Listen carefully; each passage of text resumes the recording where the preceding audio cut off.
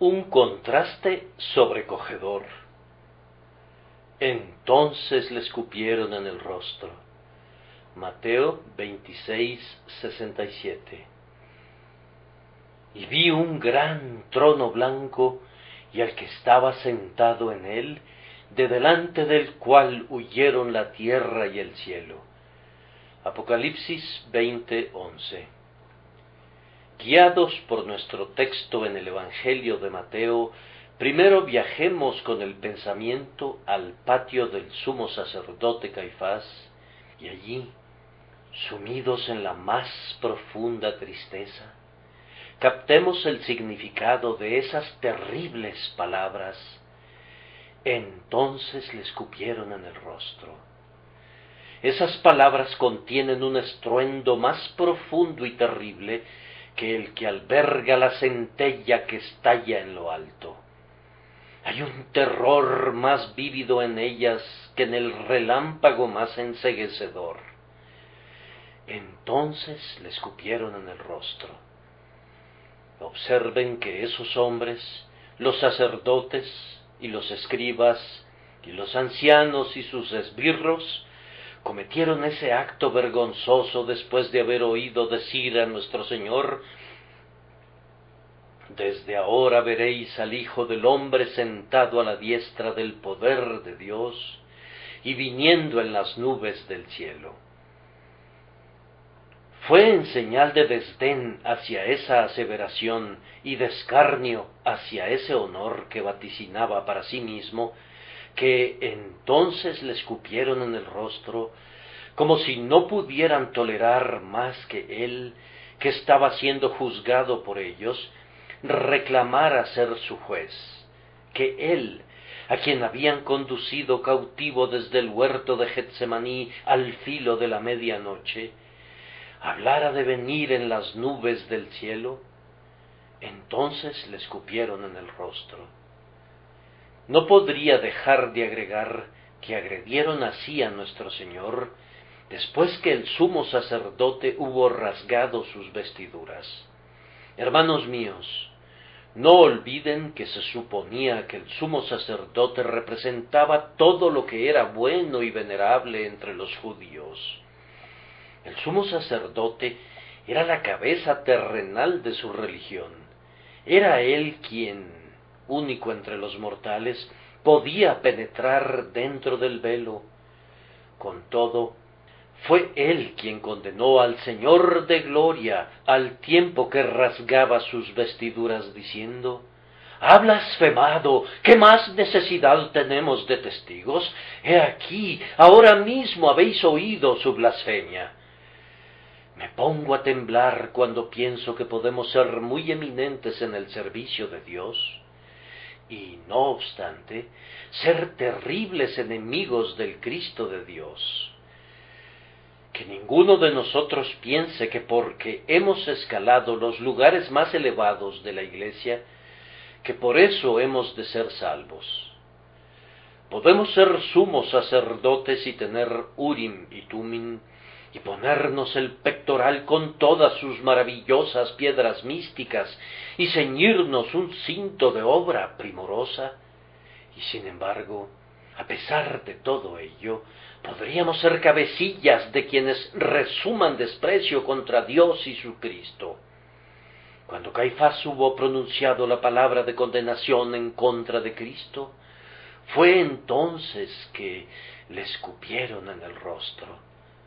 Que Dios nos conceda que nunca asumamos algún oficio en la Iglesia de Dios, para luego, ceñidos con la autoridad y la influencia que un tal oficio pudiera depararnos, ser los primeros en arrojar escarnio y desprecio al Cristo de Dios.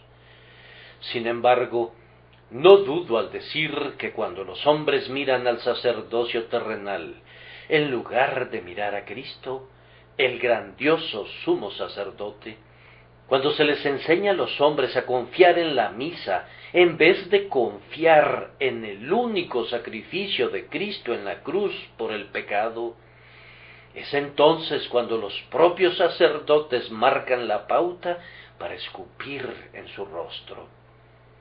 más que en cualquier otra parte, el anticristo mora con toda seguridad en el lugar donde Cristo es deshonrado de esa manera, y nadie le causa un oprobio más horrendo a Cristo que quienes deberían postrarse a sus pies y exponerlo en alto entre los hijos de los hombres, pero que son, sin embargo, quienes lo rechazan y le niegan sus derechos legítimos.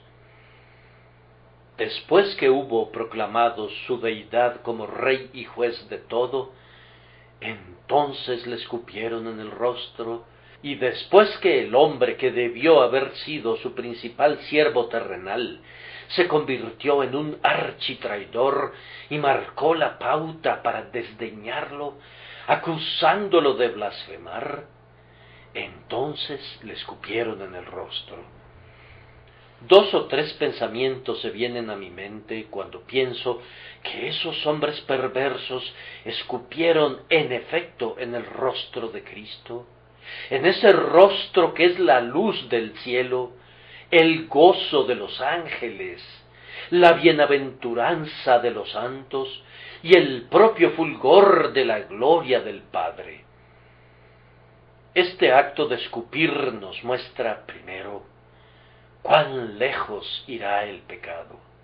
Si queremos una prueba de la depravación del corazón del hombre, no les voy a indicar los sitios de prostitución de Sodoma y Gomorra, ni los llevaré a los lugares donde la sangre es derramada en torrentes por seres envilecidos semejantes a Herodes y los tipos de su calaña.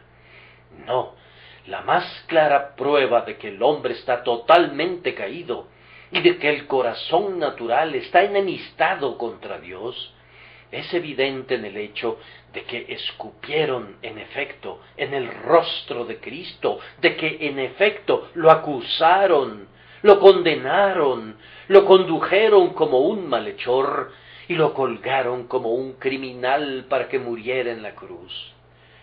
¿Por qué? ¿Qué mal había hecho? ¿Qué había en su vida entera que les diera motivo para escupirle en su rostro? Se encendió su rostro de indignación contra ellos, incluso en aquel momento. ¿Los miró con desprecio? Él no lo hizo, ya que era íntegramente benignidad y ternura, incluso para con esos individuos que eran sus enemigos, y cuyos corazones debían de haber sido en verdad empedernidos y brutales, ya que le escupieron en el rostro. Él había sanado a sus enfermos, había alimentado a sus hambrientos, había sido en medio de ellos una verdadera fuente de bendición por toda Judea y Samaria, y sin embargo, entonces le escupieron en el rostro. Repito de nuevo, no me mencionen los crímenes de antiguas naciones, ni los horribles males cometidos por hombres incivilizados, ni las iniquidades más elaboradas de nuestras grandes ciudades. No me cuenten acerca de las abominaciones de Grecia o de Roma. Esta, a los ojos de los ángeles de Dios y a los ojos del Dios de los ángeles, es la obra maestra de toda la iniquidad. Entonces le escupieron en el rostro. Entrar en el propio palacio del rey y acercarse a su unigénito hijo para escupirle en el rostro, este es el mayor de los crímenes que revela la infame perversidad de los hombres. La humanidad es culpable de la iniquidad más negra al haber ido tan lejos como para escupir en el rostro de Cristo. Mi meditación se dirige también hacia el bien amado en cuyo rostro ellos escupieron. Y mi pensamiento relacionado con él es este: cuán profunda fue la humillación que tuvo que soportar. Cuando fue hecho pecado por nosotros, aunque él mismo no conoció pecado, cuando nuestro Señor Jesucristo tomó sobre sí las iniquidades de su pueblo y fue cargado con el tremendo peso de su culpa, Era forzoso que la justicia de Dios lo tratara como si en realidad él fuera un pecador. Él no era un pecador, y no podía serlo. Era perfecto hombre y perfecto Dios, y sin embargo ocupó el lugar de los pecadores, y Dios hizo que se encontrara en él la iniquidad de todo su pueblo. Por tanto, en el momento de la humillación no debía ser tratado como el Hijo de Dios, ni debía ser tenido en honra como un hombre justo.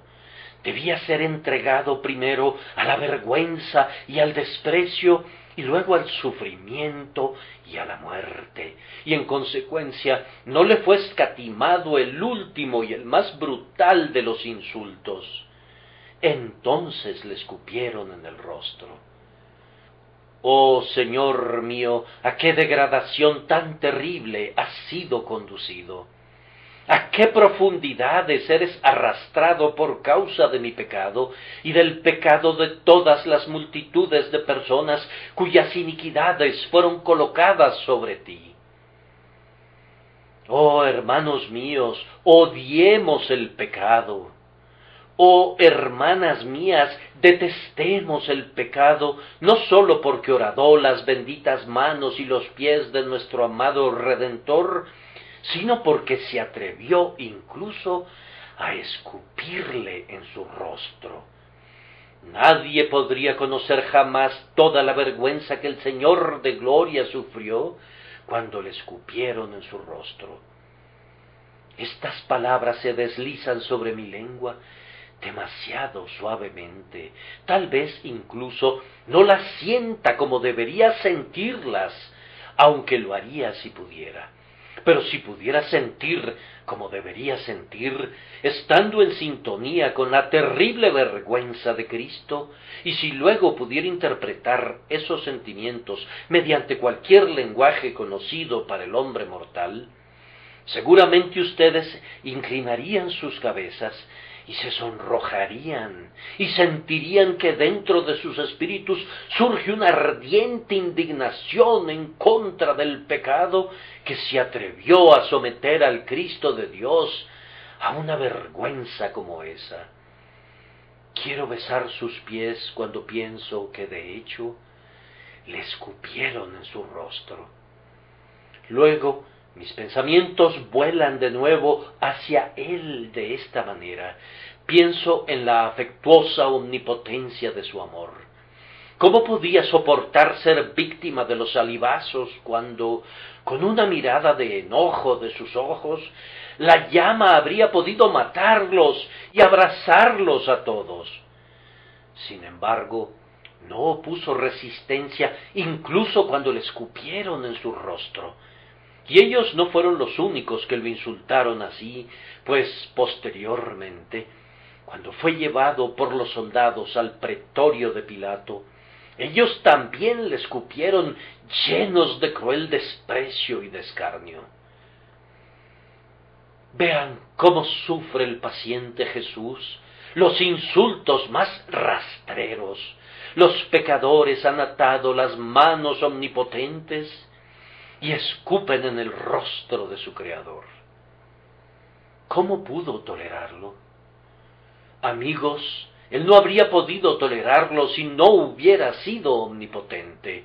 Esa misma omnipotencia que le hubiera permitido destruirlos era omnipotencia de amor, así como también omnipotencia de poder. Fue esa omnipotencia la que le hizo reprimirse, pues no hay ninguna omnipotencia como la que restringe a la omnipotencia. Sin embargo, así fue para que pudiera soportar esos escupitajos de los hombres. Pero pueden pensar en esta maravillosa condescendencia sin sentir que sus corazones arden de amor por él, de tal manera que anhelan rendirle algún acto especial de homenaje por medio del cual mostrar que gustosamente quisieran recompensarle por esta vergüenza si pudieran. No diré nada más acerca de este punto, pues el vergonzoso acto queda registrado indeleblemente en la Escritura. Entonces le escupieron en el rostro. Pero yo quiero hacerles ver la verdad, hermanos, y quiero mostrarles cómo pudiéramos hacerle a Cristo lo mismo que estos malvados seres le hicieron. Oh, dirá alguien, yo no estuve allí, yo no le escupí en su rostro. Escucha, tal vez tú sí le has escupido en su rostro, tal vez tú mismo le has escupido en su rostro. Tú recuerdas ese conmovedor himno que cantamos algunas veces. Jesús mío, di, ¿quién es el infeliz que se atrevió a atar tus manos sagradas? ¿Y quién se atrevió a golpear de tal manera tu rostro tan manso y amoroso? Jesús mío, ¿de quién son las manos que tejieron esa cruel corona de espinas? ¿Quién fabricó esa dura y pesada cruz que doblega tus hombros? Jesús mío, ¿quién con su vil saliva profanó tu sagrada frente? ¿O de quién son los azotes inmisericordes que provocaron que tu sangre preciosa fluyera? Soy yo quien he sido muy ingrato. Con todo, Jesús, ten piedad. Oh, compadécete y perdóname, Señor mío, por tu dulce misericordia.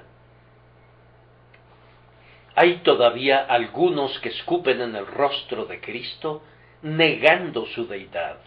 Aseveran, Él es un simple mortal, un buen hombre, es cierto, pero solo un hombre. Aunque yo no puedo entender cómo se atreven a decir eso, pues el hombre que reclamara ser Dios sin serlo, no podría ser un buen hombre. Jesús de Nazaret sería el más vil de los impostores que jamás hubiera existido, si permitió que los discípulos le adoraran, y si dejó tras de sí una vida que nos impulsara a adorarle, pero no fuera real y verdaderamente Dios.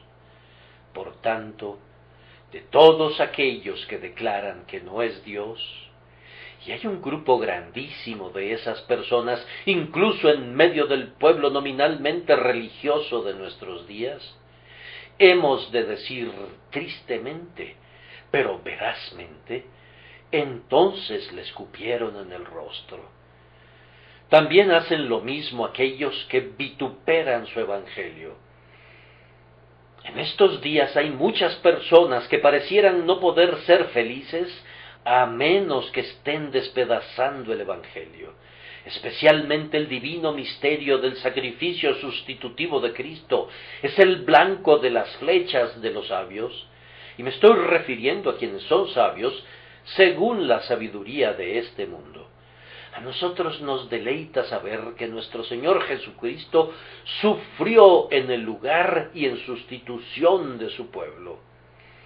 Él soportó, para que no tuviéramos que soportar nunca, la justa ira de su Padre.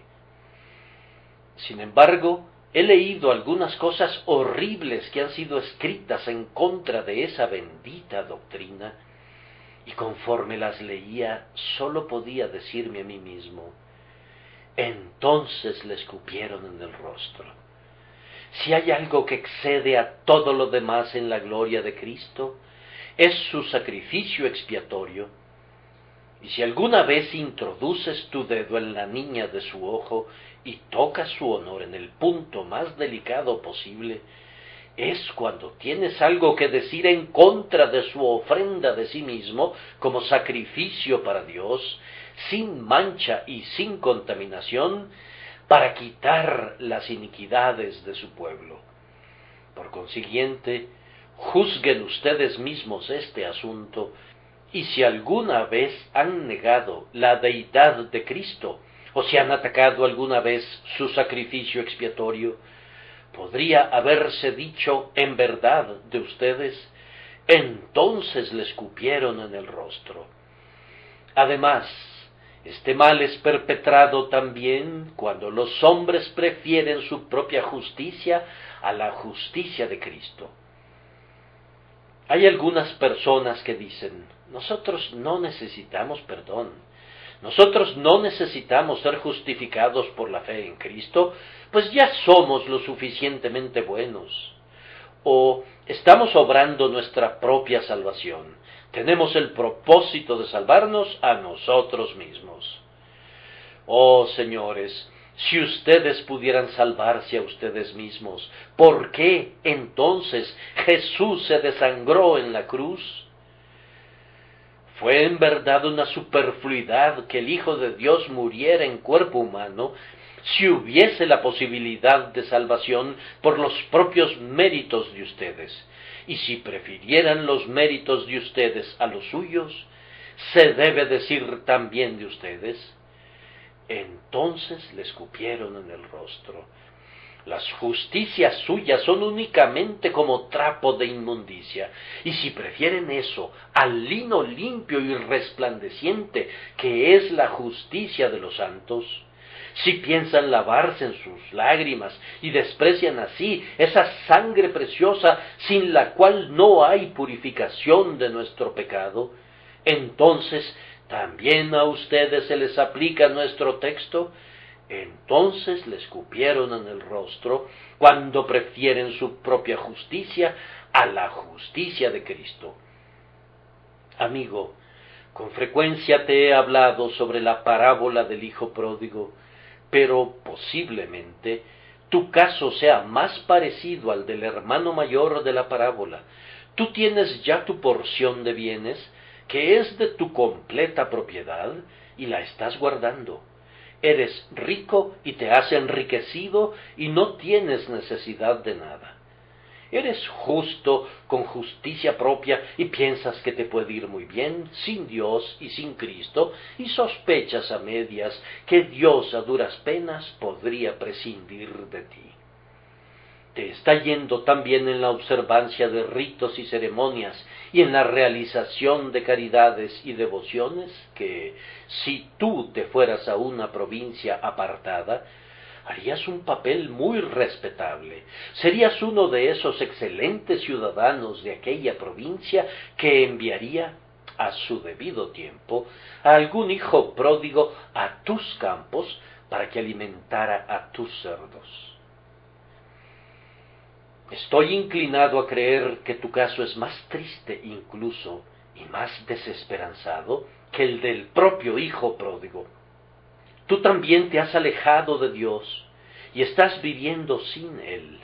Él no está en todos tus pensamientos y casi desearías que no hubiese Dios, pues entonces no habría ninguna nube negra suspendida en la distancia que pudiera arruinar tu día de verano, ni ningún temor de tormentas que vinieran a estropear la dicha de la hora.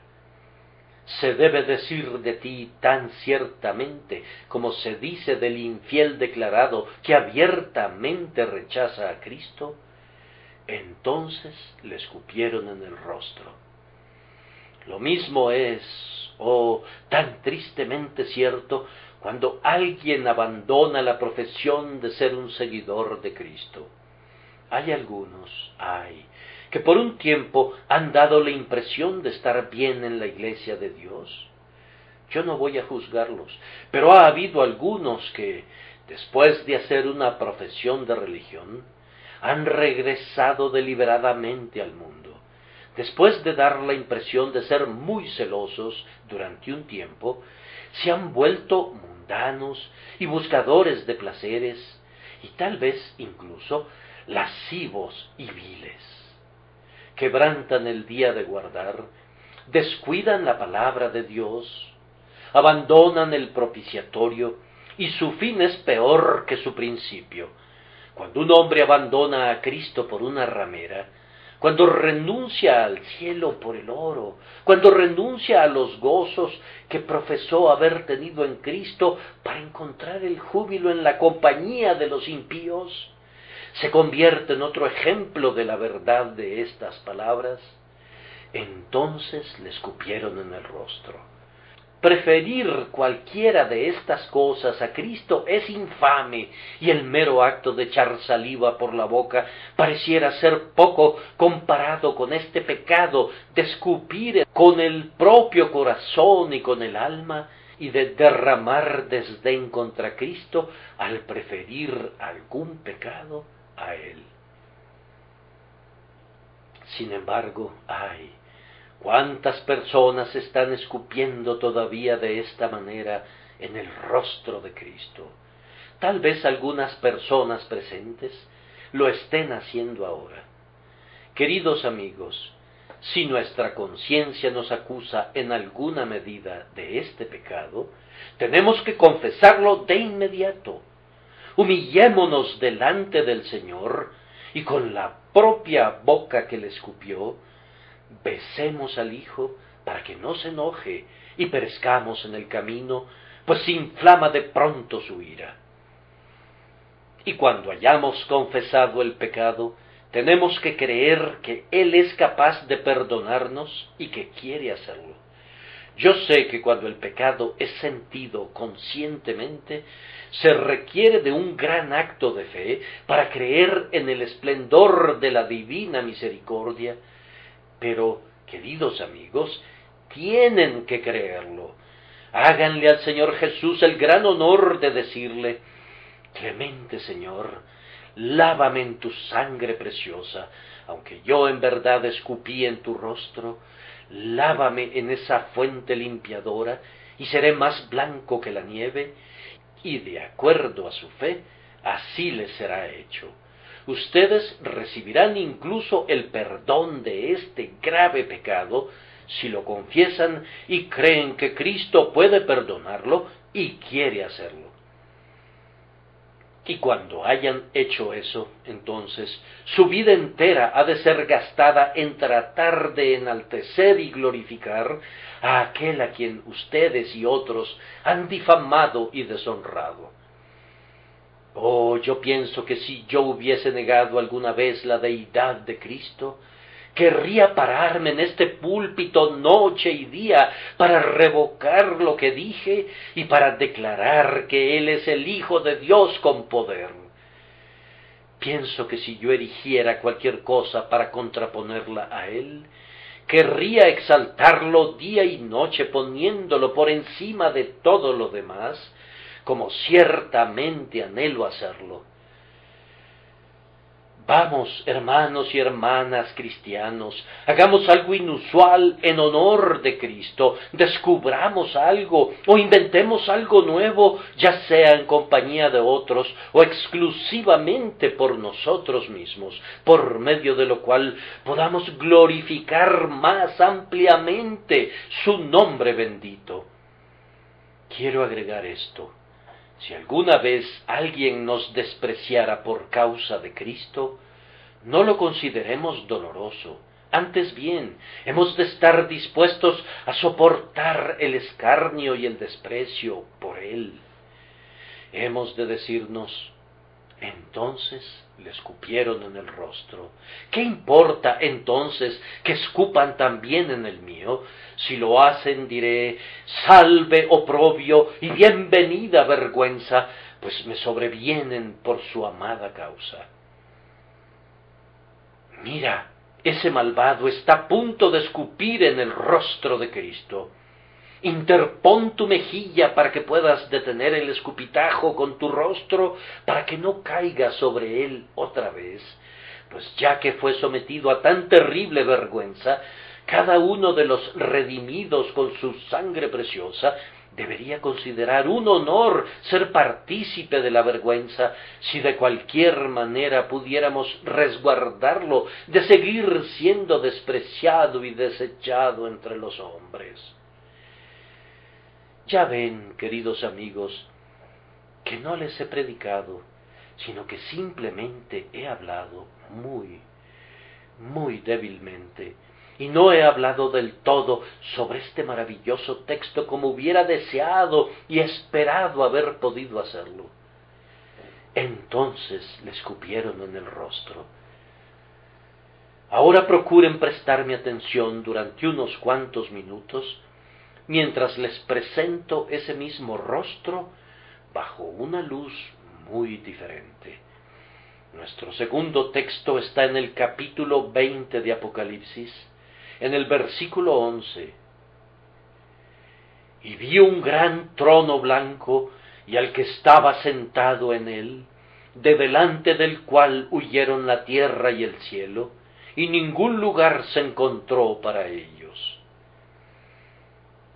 No necesito decir nada para explicar este pasaje. Noten cómo comienza el apóstol. Y vi. Oh, desearía tener poder para hacerles ver también ese grandioso espectáculo. Algunas veces, captar vívidamente una verdad, aunque sea por una sola vez, es mucho mejor que oírla expresada simplemente 10,000 veces. Recuerdo la historia de un soldado que fue empleado en relación con actividades de levantamiento de planos en Palestina.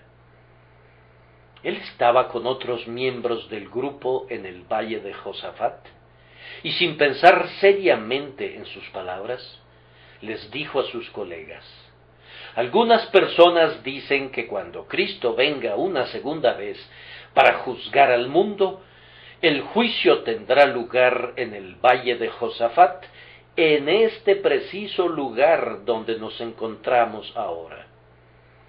Luego agregó: cuando se erija el gran trono blanco, me pregunto dónde estaré yo.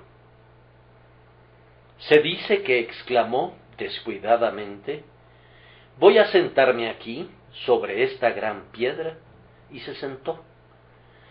Pero en un instante se vio sobrecogido por el horror y se desmayó, porque en el acto de sentarse había comenzado a darse cuenta de alguna manera de la grandiosidad y del terror de aquella tremenda escena.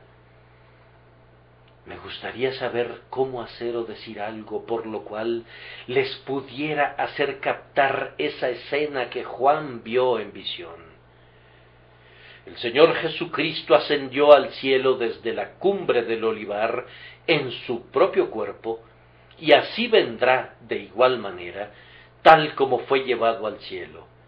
Pero Él vendrá, no como el humilde varón de dolores, sino como el juez de todo, sentado sobre un gran trono blanco.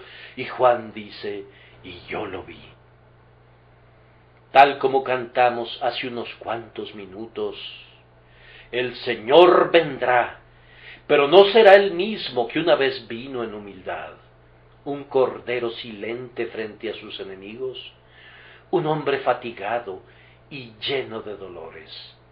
El Señor vendrá, una forma terrible, con un arco iris por corona y vestiduras de tormenta, sobre alas de querube y de viento, juez designado de toda la humanidad. Queridos amigos, yo desearía que incluso en sus sueños pudieran ver esta visión, pues aunque no tengo ninguna confianza en los sueños por lo que son, sin embargo, cualquier comprensión de esta grandiosa verdad será mejor que su mera audición. Y vi, dijo Juan, un gran trono blanco. Vio un trono, pues Cristo reina ahora y es Rey de reyes y Señor de señores, y cuando venga de nuevo, vendrá en el poder de la soberanía universal como el juez designado de toda la humanidad. Vendrá en un trono. Se dice que ese trono es blanco. ¿Qué otro trono podría ser descrito así? Los tronos de los meros mortales están a menudo manchados de injusticia o teñidos con la sangre de crueles guerras. Pero el trono de Cristo es blanco porque Él imparte juicio y justicia, y su nombre es verdad. Será también un gran trono blanco, un trono tan grande que todos los tronos de reyes y príncipes anteriores serán como nada en comparación con él. Los tronos de Asiria y Babilonia y Persia y Grecia y Roma, todos parecerán únicamente como diminutas gotas de rocío que se disipan en un momento. Pero este gran trono blanco será el asiento reconocido del Rey de Reyes y de la soberanía de todas las soberanías. Y vi un gran trono blanco. Juan no sólo vio el gran trono blanco, sino también al que estaba sentado en él. ¡Qué visión tan portentosa era esa! Juan vio a aquel cuyos ojos son como llama de fuego y sus pies semejantes al bronce bruñido. Juan vio a aquel cuya majestad divina brillará resplandeciente incluso a través de las huellas de los clavos que todavía tendrá cuando esté sentado en el gran trono blanco. ¡Qué espectáculo era para Juan, que había apoyado su cabeza sobre el pecho de Cristo, contemplar a ese mismo Señor a quien había visto morir en la cruz, sentado ahora en el trono del juicio universal? Y vi un gran trono blanco. Noten ahora lo que pasó, de delante del cual huyeron la tierra y el cielo. Tan pronto como este gran trono blanco apareció, el cielo y la tierra comenzaron a rodar como una ola que se retira de la costa. ¿Qué ha de ser él, de delante del cual se replegarán el cielo y la tierra como si estuviesen conmocionados? Observen, primero, el poder de Cristo. Él no ahuyenta al cielo y a la tierra, ni siquiera les habla. La visión de su rostro es todo lo que se necesita, y el viejo cielo y la vieja tierra manchada de pecado comenzarán a escapar, y los elementos ardiendo serán deshechos, y la tierra y las obras que en ella hay serán quemadas. Y todo eso sucederá cuando simplemente se muestre el rostro de Cristo.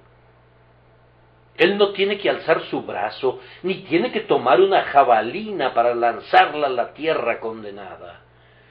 Ante la visión de su rostro, el cielo y la tierra huirán. Contemple el terror de la majestad de Cristo. ¿Y qué harás tú en aquel día? Tú, que de hecho escupiste en su rostro. Tú, que de hecho lo despreciaste. ¿Qué harás tú ese día? Supón que el gran día del juicio hubiere llegado ya, supón que el gran trono blanco estuviera precisamente por allá, y que cuando este servicio hubiere concluido, debes comparecer con todos los muertos ya resucitados ante tu juez. Uno tendría que decir: yo lo he rechazado. ¿Cómo me puedo atrever a mirar su rostro? Otro clamaría: Él me atrajo una vez, yo sentí el jalón de su amor, los estirones de su espíritu, pero yo me resistí y no quise ceder. ¿Cómo puedo ir a su encuentro ahora? ¿Puedo mirarlo a la cara? Otro tendría que decir: tuve que esforzarme mucho para escapar del asidero de su mano de misericordia, reprimí a la conciencia y regresé al mundo. Todos ustedes tendrán que mirar ese rostro, y ese rostro los mirará a todos ustedes. Uno tendrá que decir: yo renuncié a Cristo por el mundo, renuncié a Él por el teatro. Otro tendrá que decir: yo renuncié a Él por el salón de baile, yo renuncié a Él por el amor de las mujeres, dirá otro, yo renuncié a Él para poder seguir con mi negocio, con el que no habría podido continuar si hubiera sido un verdadero cristiano. Renuncié a Cristo a cambio de lo que pudiera conseguir. Ustedes tendrán que decir todo eso, y tendrán que hacerlo pronto. Tan ciertamente como me ven ahora sobre esta plataforma, verán entonces al Rey en el gran trono blanco, a ese Rey que fue despreciado y desechado entre los hombres. Oh, señores, yo quisiera que ustedes pensaran en todo esto. Mi preocupación no es ni la centésima parte de lo que debería ser la de ustedes. Yo no tengo miedo de ver el rostro de Cristo, pues Él me ha mirado con amor y ha borrado todo mi pecado, y yo lo amo y anhelo estar con Él por los siglos de los siglos. Pero si ustedes no han recibido nunca esa mirada de amor, si nunca han sido reconciliados con Él, yo les pido, por el amor que se tienen a ustedes mismos, que comiencen a pensar acerca de este asunto. Comiencen a prepararse para conocer a este Rey de los hombres, a este Señor de amor, el cual, tan ciertamente como es Señor de amor, será un Rey de ira, pues no hay enojo como el enojo de amor. No hay indignación como la ira del Cordero, acerca de la cual leímos hace unos cuantos minutos. El amor divino, cuando se ha convertido en justa indignación, arde como brasas de enebro y es inextinguible como el infierno. Por tanto, busquen la gracia de aquel cuya ira no pueden soportar, vuelen al refugio de su cruz y encuentren allí la salvación.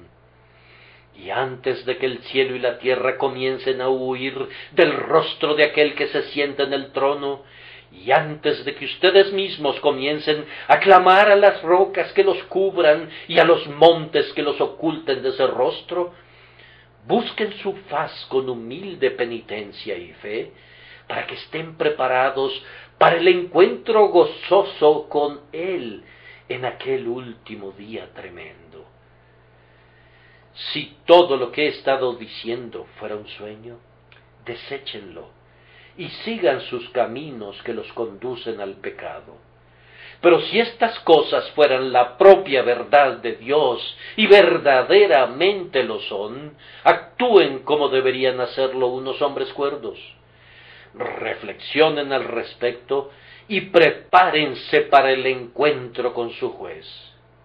Que Dios les ayude a hacerlo, por Cristo nuestro Señor. Amén.